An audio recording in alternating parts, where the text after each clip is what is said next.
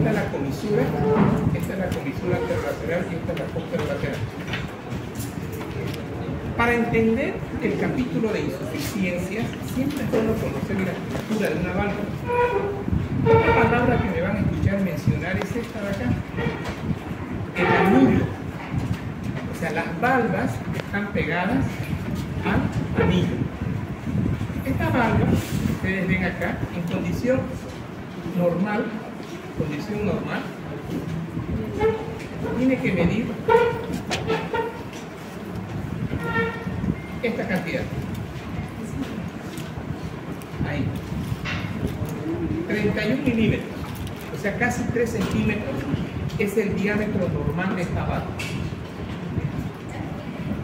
Esto que les voy a presentar aquí, ustedes, está bien.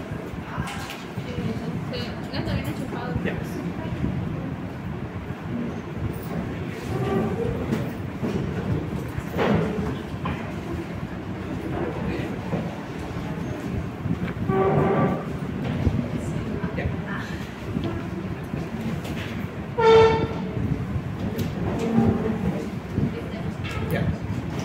Esto que les voy a presentar acá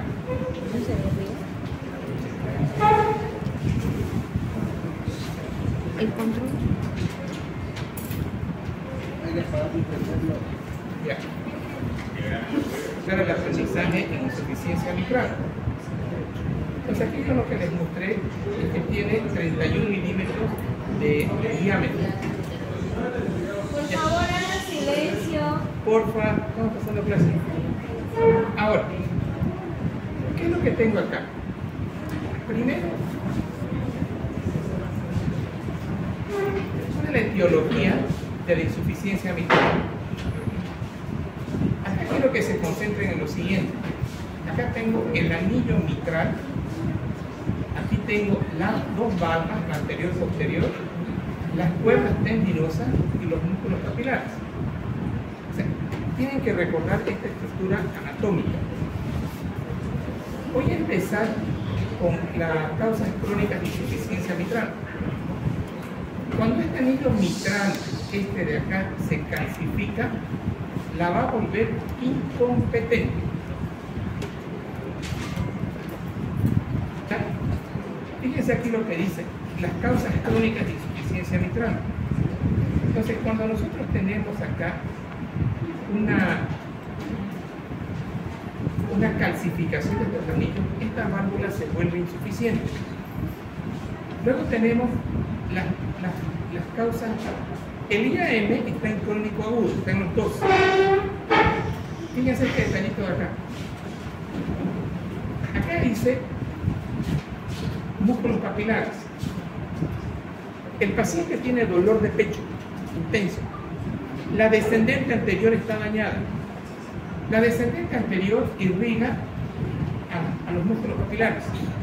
Entonces este paciente entra sin insuficiencia mitral y al segundo o tercer día, por isquemia de estos músculos capilares, empieza a presentar insuficiencia mitral. Entonces esto quiero que lo tomen en cuenta. Entonces IAM tienen que relacionar con músculos capilares. Cuando ustedes sean internos, tienen que, el día que entra el paciente con IAM, ausculten bien el foco mitral. No hay soplo, pero resulta que en la noche o a las 24 o 48 horas que ustedes lo revisan a ese paciente y va a empezar, algunos pacientes empiezan con soplo. Se ha complicado el infarto. Eso es una complicación del infarto. Entonces, todo paciente con infarto, en la evolución, hay que auscultar válvula mitral, foco mitral. Si aparece soplo, podríamos decir que la lesión está acá en la ruptura de los músculos capilares. Luego tengo acá cuerdas tendinosas. Este es el paciente que tenía una infección en el codo, en el pie, tiene un estafilococo o tiene un estreptococo y migra.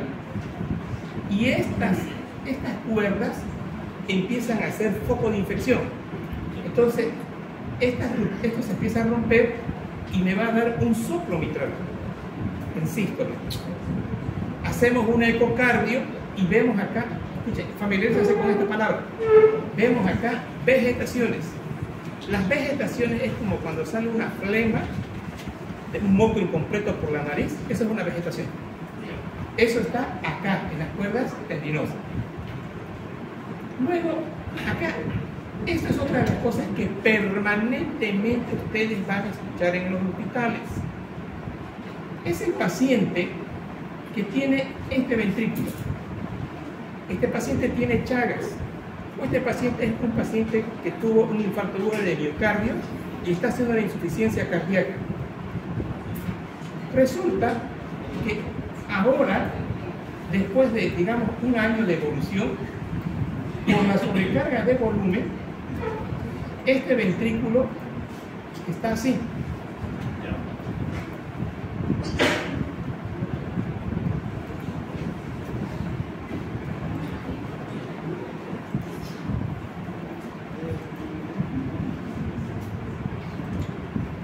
Así, redondito. Eso se llama esferización.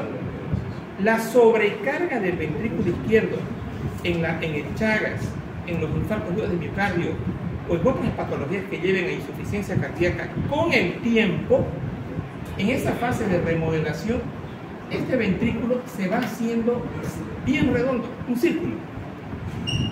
Al esferizarse el ventrículo, aumentan sus diámetros transversales y anteroposteriores. Ahora aquí hay más cantidad de sangre. Este anillo lo va a volver ahora incompetente. Entonces, va a ser secundario a la dilatación del anillo mitral a consecuencia de la cardiopatía dilatada, porque el ventrículo se ha esferizado. Entonces, este es un ventrículo esferizado en una miocardiopatía dilatada por Chagas o por un IAM. Esto va a causar lesión del anillo. Entonces, esto es progresivo, esto no va a ir para atrás, esto es progresivo. ¿Qué es lo que hay que hacer en estos casos? En esto hay que hacer el tratamiento de la insuficiencia cardíaca. Aquí tengo ahora otro concepto que se maneja. ¿Cómo es una valva? Esta es otra palabrita que tienen que aprenderla a utilizar. La coaptación y la aposición. Acá yo tengo una valva y aquí tengo la otra. Cuando estas dos valvas se unen, vamos a hablar de coaptación. Pero no solo se van a unir, en condición fisiológica estoy hablando, se van a interponer entre sí. Ese concepto de interposición de 1 centímetro aproximadamente se va a llamar aposición. Entonces, una válvula normal que no está en insuficiencia cardíaca tiene que tener una coaptación y una aposición. Entonces, este es otro concepto que lo vamos a ir nombrando en el concurso de la clase. Bien, acá nosotros estamos viendo una partecita del ciclo cardíaco. Cuando íbamos a empezar la clase, vimos esa imagen. Esta imagen que ustedes ven acá, la han visto en el capítulo de Gaito. Han revisado en fisiología. Yo lo que voy a hacer es recordarles cómo funciona esta imagen. Acá tenemos la presión dentro de las cavidades auriculares y la presión dentro de las cavidades ventriculares.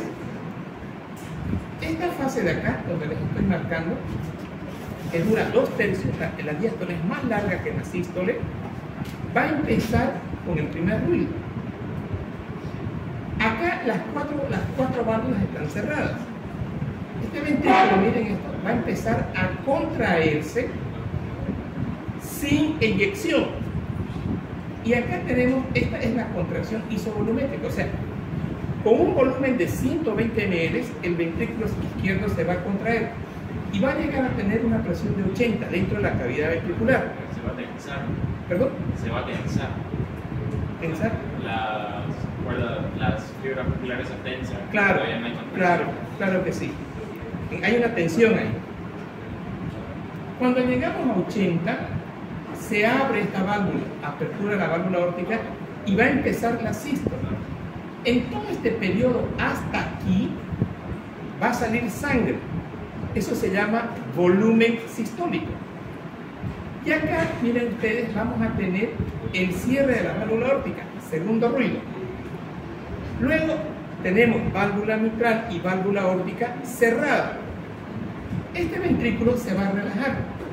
Y miren, vamos a tener una presión de cero. Es lo que yo les decía en las clases anteriores, o cuando hablábamos de shock cardiogénico. Dentro del ventrículo, en la fase de inicio de diástole, acá, las presiones son cero. Su máxima presión dentro del ventrículo es 120, pero en plena sístole. Ahora, esta fase de acá se llama isovolumétrica, relajación isovolumétrica. Esta es contracción isovolumétrica y esta es relajación. Aquí tengo la apertura de la válvula mitral y aquí tengo el llenado de las cavidades ventriculares. Y se repite la historia. Ahora quiero que sigan la imagen de aquí donde dice presión de la aurícula. Eso quiero que sigan. En condición fisiológica, miren ustedes, aquí vamos a empezar diástole, ¿no ven? Sí. Aquí, cuando vamos a empezar nosotros diástole, empezamos con presión cero, acá, empezamos con presión cero, y acá vean ustedes, se contrae la aurícula, miren. Acá se va a contraer la aurícula en la fase final de la diástole. Y miren ustedes cómo esa contracción de la aurícula va a generar una presión. Yo siempre les he dicho 3 hasta 7 milímetros de mercurio dentro de la aurícula. En fase de sístole, en la aurícula, que ya no está funcionando, hay una pequeña presión acá en sístole, pero es menor que la contracción de la aurícula. Ahora les voy a mostrar esta amplificación. Esto lo saqué del libro del MIR, que es el que los colegas estudian para aprobar en España.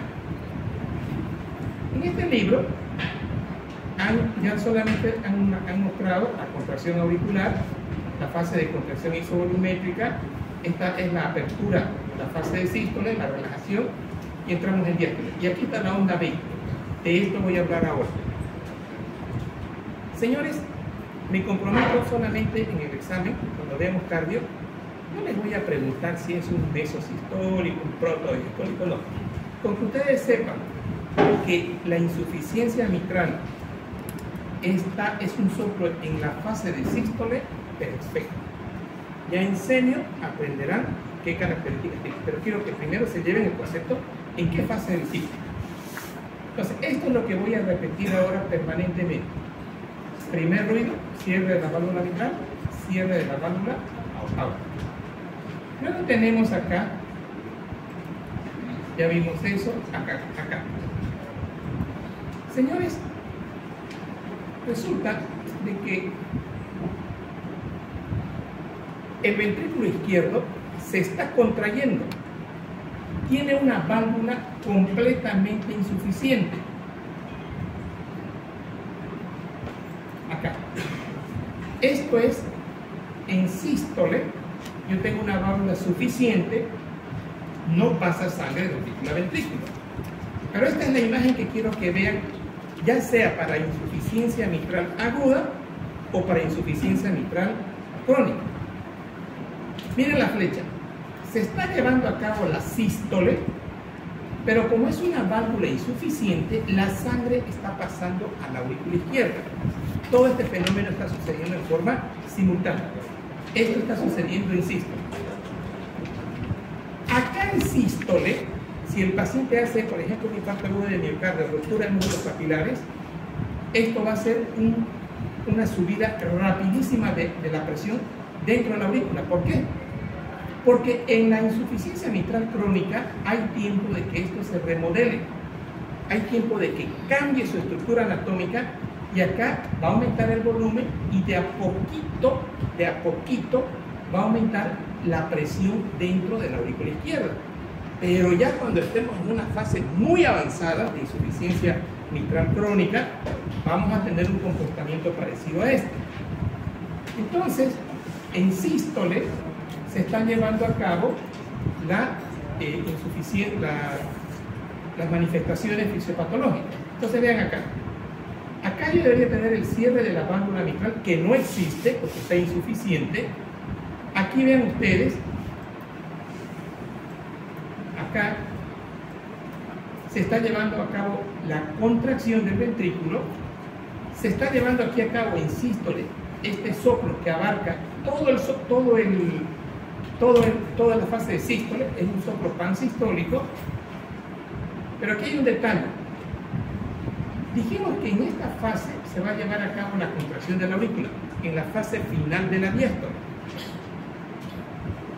En forma fisiológica, esto quiero que lo aprendan bien, en forma fisiológica, la acción de contracción de la aurícula favorece a la válvula mitral para que se cierre. Esto es fisiológico. Eso quiero que lo aprendan. Cuando existe taquicardia, cuando existe bloqueo de primer grado, esto se anula. Entonces, el hecho de tener una taquicardia de fibrilación auricular, el hecho de tener, cuando me refiero a taquicardia de fibrilación auricular, el hecho de tener un bloqueo de primer grado, pierde este 25%. En otras palabras, podríamos decir que si esa válvula está calcificada, si esa válvula tiene un anillo dilatado por la insuficiencia cardíaca, va a empeorar la insuficiencia mitral. Entonces, ¿qué es lo que tenemos que hacer como médicos? Tratar también la fibrilación auricular, tratar de corregir el PR. El PR no lo vamos a poder corregir, pero sí podemos corregir la fibrilación auricular. Entonces le vamos a dar betabloqueantes al paciente para ayudar. Entonces, este detallito es importante. La aurícula favorece el cierre de la válvula mitral en un 25%. Cuando hay taquicardia supraventricular o fibrilación auricular, esto se pierde y induce que aumente la insuficiencia mitral. ¿Vamos? Entonces este es un detallito que no lo he visto en Sonia Kunstner, no lo he visto en Ford, esto lo he visto en otro libro. Me parece que es bueno este concepto que ustedes lo manejen. ¿Por qué le digo que es bueno? Porque vemos en hospitales siempre, primero tratamos FA, trato FA y mejora el soplo, la FA. Acá está lo que les decía ahora. Voy a seguir haciendo un comentario un poquito más para hablar del concepto ya de prolapso, que es un tipo, el prolapso es un tipo de insuficiencia mitral. Aquí ven ustedes las válvulas anterior, las válvulas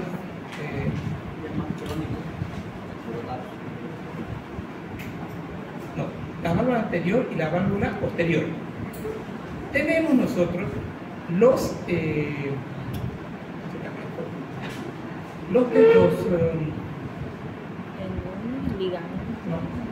las cuerdas tendinosas, gracias. Tenemos las cuerdas tendinosas que se van a insertar en las valvas. Miren, estas cuerdas tendinosas del músculo papilar posterior se insertan en la valva posterior y en la valva anterior. Estas cuerdas tendinosas de acá, del músculo papilar anterior, este es el posterior, este es el anterior, se va a insertar en la valva anterior y en la valva posterior. Dijimos que si se dañan estos músculos, hay insuficiencia. Si hay infección en las cuerdas tendinosas por se genera endocarditis bacteriana, hay insuficiencia. Bien, las cuerdas laterales y marginales están dirigidas en los bordes libres y su función previene el prolapso valvar. ¿Qué significa esto? Hay una enfermedad que se llama prolapso de la válvula mitral. Entonces, cuando nosotros tenemos prolapso es porque una de estas cuerdas está mal. ¿Y qué significa estar mal? Están llenas de tejido elástico. O sea, ya no son tan tensas. Se forma un tejido elástico y ese tejido elástico hace que cuando la sangre esté pasando el ventrículo izquierdo, intenta salir por el ventrículo, por la aurícula izquierda y hace que la válvula se vaya hacia arriba. Eso se llama prolapso. Entonces, hablar de prolapso de válvula mitral es hablar de lesión de los tendones, pero no es infeccioso, es degenerativo, es porque ha cambiado su estructura física, tiene mucho tejido elástico que está haciendo de que el hecho de que fallen estas dos cuerdas tendinosas hace que se prolapse y se genere una insuficiencia mitral. Está ocasionando un regreso de nuevo de la sangre. Sí, el prolapso es como que lo abre la válvula. Abre, pero otra vez regresa. No cierra completamente. La válvula no cierra completamente por el prolapso. a consecuencia de una lesión del ¿cómo se llama esto? La de las cuerdas Cuerda. tendinosas. A consecuencia de la lesión de las cuerdas tendinosas. ¿Ya? Esto de las valvas, del prolapso, les va a causar pacientes muy preocupados. La clínica es: va el paciente, doctor, tengo una palpitación, ¡tum!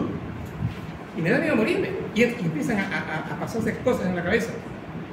Se hacen ecografías. Yo tengo un paciente que se ha hecho durante 10 años ecografías, 3 veces por año, 30 estamos hablando. Y no cambió el prolapso.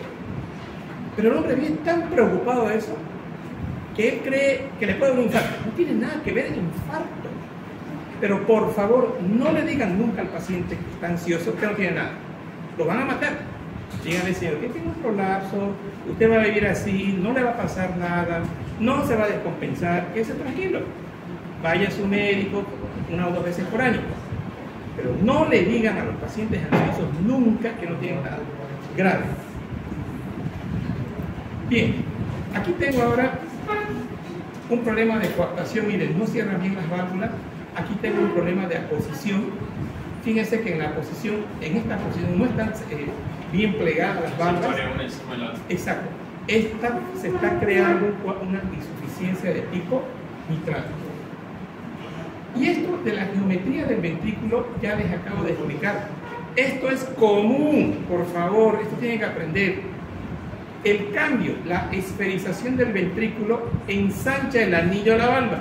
Ya se lo mencioné hace rato.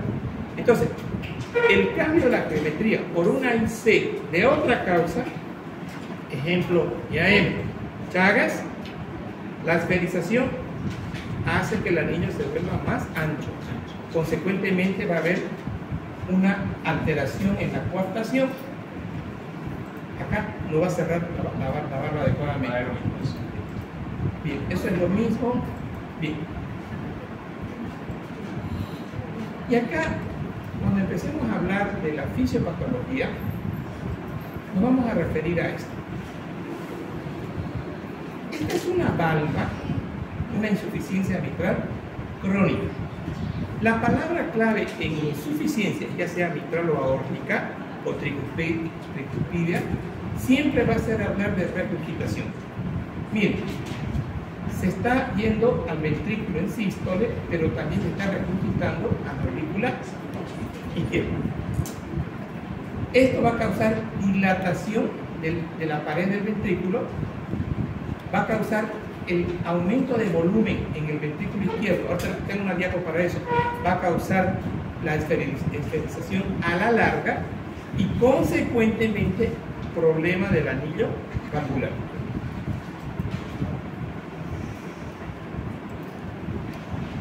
Bien. Pero doctor, la Esferización sería el ventrículo izquierdo. izquierdo. Y que no hay esferización, o sea, no estoy hablando de esferización de la aurícula izquierda, pero quiero aprovechar para decirles lo siguiente. La esferización, la alteración geométrica por una insuficiencia cardíaca de larga data, se pone así, bien redondito, ¿no? Una bolita de esfera, amplía el anillo, insuficiencia mitral. La regurgitación, ¿qué es esto?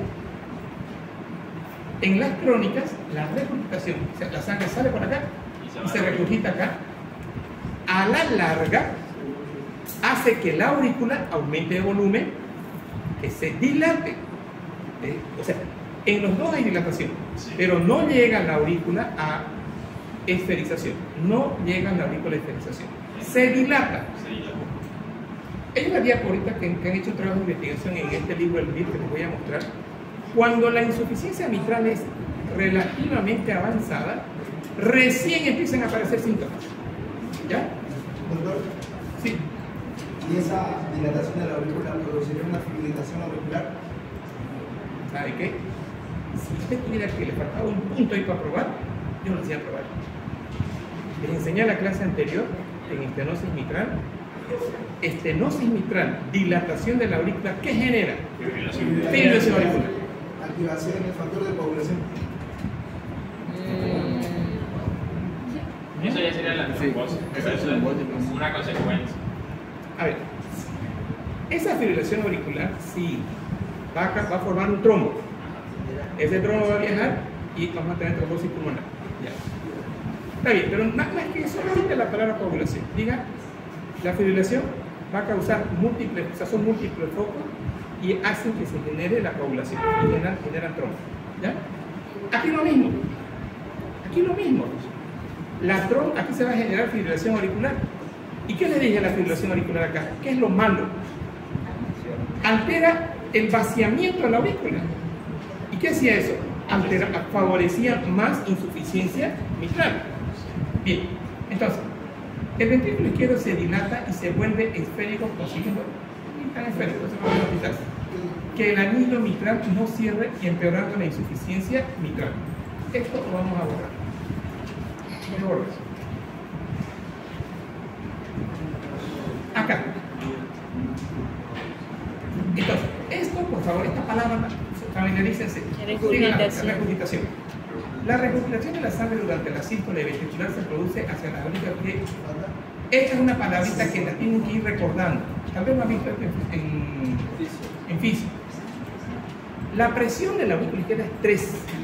La presión del ventrículo izquierdo es de 3 a 7.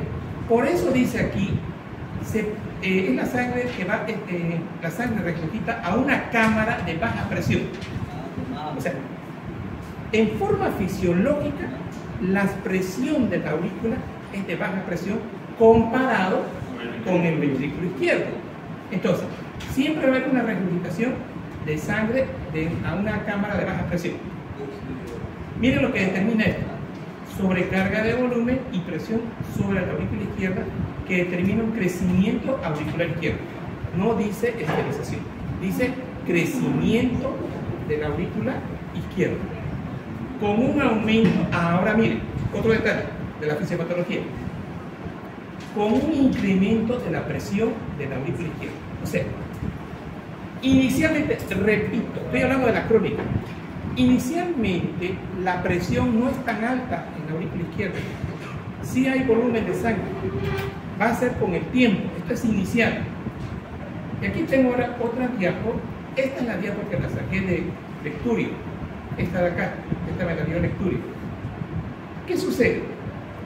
Siguiendo además, dice, el ventrículo izquierdo recibe sangre correspondiente en el ciclo cardíaco durante la diástole, ¿verdad? Eso no es novedad. Habitual más el volumen regurgitante. Entonces, aquí este es un dibujito ya que yo lo adapté. Volumen de fin de diástole normal, 90.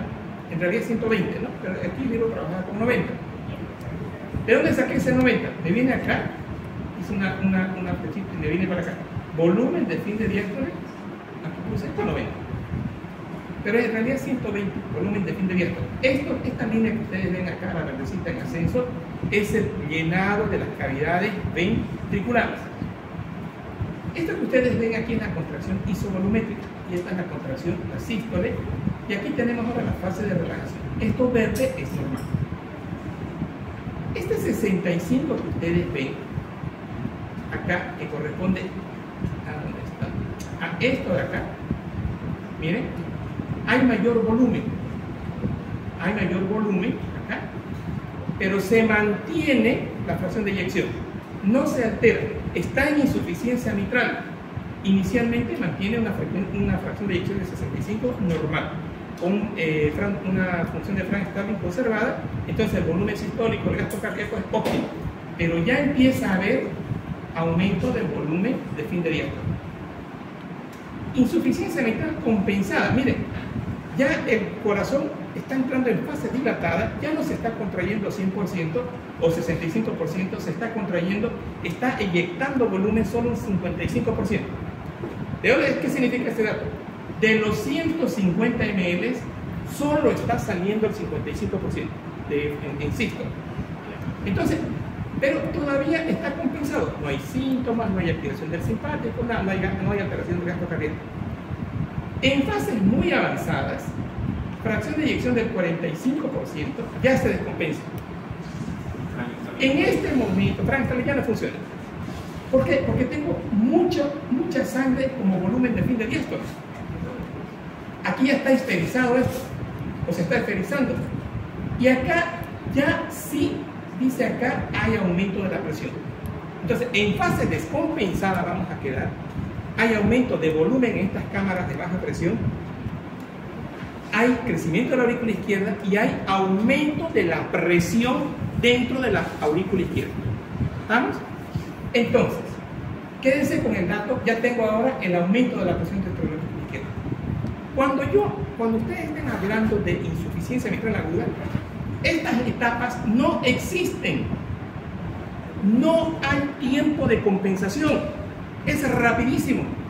Entonces, el paciente se infarta hoy día, al segundo día tiene ruptura capilar y empieza la insuficiencia cardíaca, aumenta aquí el volumen. Por eso, miren acá, en la insuficiencia mitral aguda, de entrada hay elevación de la presión de la aurícula izquierda con edema agudo del pulmón, porque va a repercutir sobre los capilares el sistema venocapilar pulmonar. Bien, entonces, esto por favor no se confunda. La aguda es inmediato. En cambio, en la crónica es cuando está en fase descompensada, cuando la fracción de eyección es menos del 45%. Acá, esto es lo mismo. Entonces, ¿de dónde aparece esto? De su propio ciclo cardíaco más el volumen de regurgitación que existe. Y de ahí empieza a aumentar esto, para recordar en fisiología, esa línea ascendente, eso es el llenado de la cavidad ventricular. Guyton habla volumen de fin de diástole 120. En forma patológica, aquí tengo 150. Con 65% logro compensar la ley de Frankenstein. ¿Ya? Esto es lo mismo aquí. A medida que el ventrículo se adapta a la carga hemodinámica crónica, o sea, por eso les hice dos rayitas, miren, para decirles que progresivamente el ventrículo se va teniendo más volumen de fin de diástole. Desde el punto de vista teórico es esto, se adapta a la carga hemodinámica crónica. O sea, en otras palabras les voy a recordar esto, está aumentando la precarga progresiva, o sea, tiene más carga. Entonces, a medida que la precarga aumenta, podríamos también decir, en las insuficiencias mitral crónicas se produce un aumento progresivo del volumen telediastólico del ventrículo izquierdo y la tensión de la pared sistólica. Señores, este es otro detalle. ¿Para qué se dilata el ventrículo? Para reducir la presión sistólica. O sea, el ventrículo puede estar con grandes presiones. Entonces se dilata y esta presión dentro de la cavidad ventricular disminuye. ¿Listo? Entonces, ¿cuál es el objetivo de la dilatación en remodelación? Reducir presión telediastólica y que esto también, esta presión también reduzca, porque si esto está muy aumentado, esto va a aumentar aún más. Eso hablamos en choque cardiogénico. Bien, este dibujito no es de Lecturio, este es de Aguilar. De verdad. Este dibujo lo he hecho primero en papel, luego he sacado los datos, me he tenido que comprar esos marcadores transparentes para que lo tengan marcadito, y a lo que quiero enviar es lo siguiente. Miren esto. Este es el reflujo. Esta sangre que ustedes ven, y aquí está, ojo, es un reflujo que he hecho en fin de sístole. Fin de sístole. Miren, tengo sangre y tengo regurgitación. Entonces, en fin de sístole tengo una sobrecarga ya. Pero, fíjense en la aurícula. Cuando uno ve las ecocardias, todo la aurícula está llena de sangre. Aquí yo le dejo un poquito. Ahora miren, el 50% del volumen regurgitado es eyectado a la aurícula antes que se abra la válvula aórtica. Miren, no se abre la válvula aórtica y sigue entrando sangre hacia la aurícula. El ventrículo izquierdo, que puede determinarse en la remodelación ventricular hipertrofia excéntrica del ventrículo, casi 50% del volumen regurgitado eyectado, así ya lo mencioné. Ahora, el otro detalle que vamos a sacar es el siguiente. Cuando estamos ya en fase descompensada, aquí estaba la presión de la aurícula aumentada, ¿no? Aumenta la presión venocapilar, y miren acá, le saqué el líquido. Ya no es 7, es 20, es 28. Acá, edema pulmonar. Pero antes de edema, ortopnea, disnea, disnea de medianos y pequeños esfuerzos, antes de edema ya es lo último. Ahora, otro detalle, que de aquí se los pinté. Esto que ustedes ven acá es la arteria pulmonar.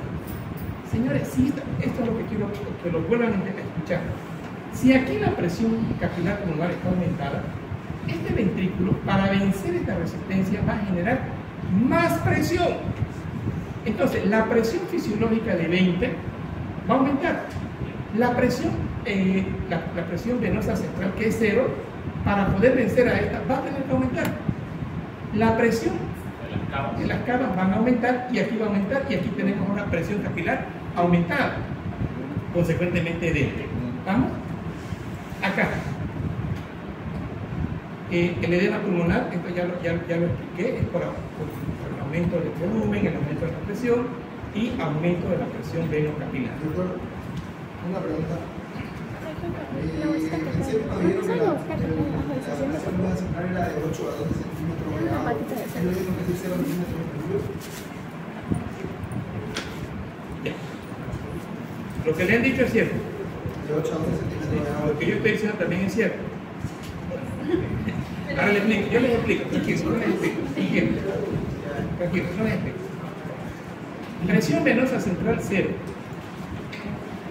Número 1. Aquí está la vena cava superior, acá. Cuando nosotros medimos dónde llega el nivel de la caída de agua para obtener la presión venosa central, lo hacemos acá. Ese valor nos da de 10 a 12 en centímetros. Cuando yo tengo acá de 10 a 12, digo, mi presión en la aurícula izquierda es 0. O sea, este valor de acá yo lo extrapolo aquí. O sea, yo no tengo un catéter para meter la aurícula.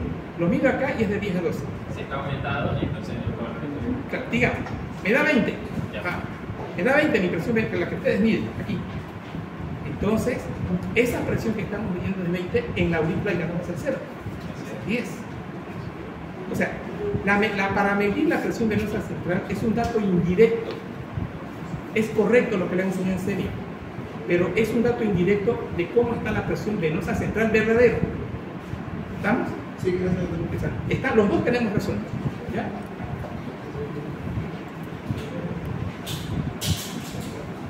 Y con esto terminamos. ¿Qué dice acá? ¿Qué dice acá? Derecho. ¿Quién es derecho? Tengo dos corazones, ¿no? sí. Sí. Es la única situación en la que el hombre o la mujer puede tener dos corazones. Dos corazones. Izquierdo y derecho. Esta es una pregunta que sale semiología, fisiología, cardiología. Lado izquierdo, miren, les he hecho una rayita. Es todo esto. Es aumento de la presión acá, del volumen de fin de diástole, aumento de la presión en la aurícula izquierda, aumento de la presión en el capilar pulmonar. Síntomas: disnea, ortopnea, presión nocturna y al final edema agudo de pulmón. Entonces, ¿qué les van a preguntar a ustedes? Cuando ustedes están auscultando, estertores capitantes, aumento de la presión capilar pulmonar. Estertores capitantes más. Eso es edema agudo de pulmón. Entonces, estertores es físico, ¿no? Es un signo indirecto de aumento de la presión capilar pulmonar. Disnea es una señal de aumento de la presión capilar pulmonar. ¿Estamos? Entonces, estertores más sibilancias, más bronquios llenos de agua, eso es edema agudo de pulmón. Todo esto está en el lado izquierdo. Ahora, el paciente no tiene, pues vamos a pensar que el paciente que era el sábado anterior tiene edema en miembros inferiores, tiene ascitis, tiene edema en el escroto y le hacemos un ecocardio y tiene la presión como la presión de la arteria pulmonar mayor a 25. Todas esas manifestaciones son del lado derecho. ¿Estamos? Pero los pacientes pueden tener izquierdo y derecho. Pero que quiero es que sepan, porque en el derecho, ¿cuál es la explicación de todo esto? ¿Quién dijo eso? Lo felicito. Señores, ¿dónde está? ¿De la presión venosa central? ¿Sí? No, sí. Presión de la arteria. Señores, Lo que aumenta, lo primero que aumenta es esta presión, ¿verdad? ¿Por qué aumenta? Porque aquí aumentó la presión capilar pulmonar.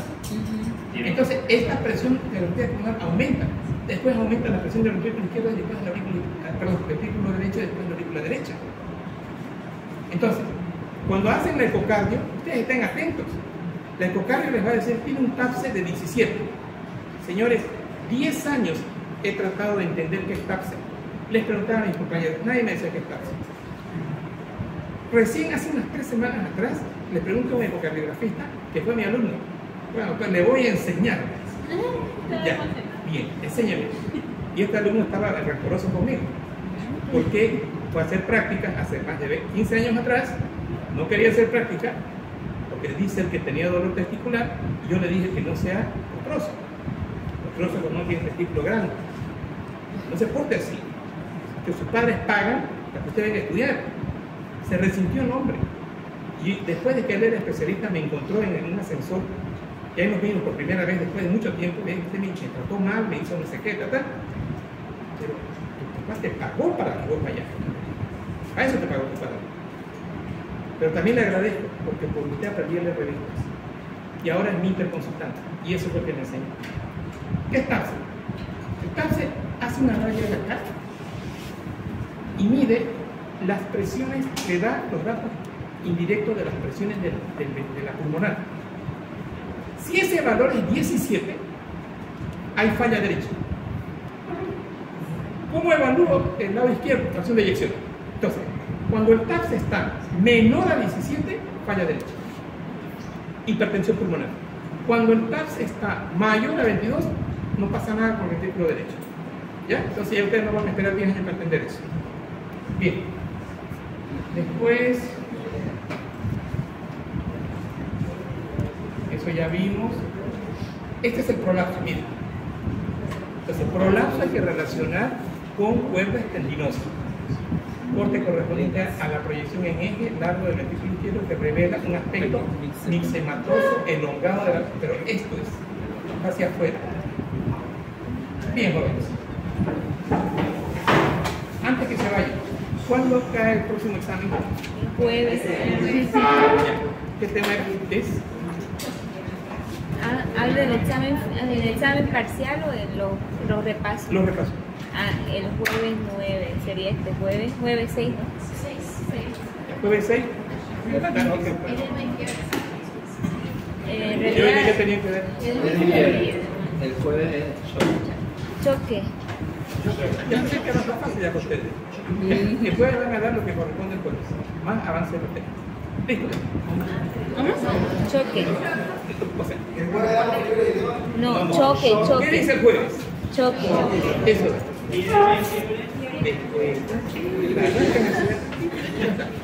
Listo. La lista. Manden por favor al grupo de asistencia su.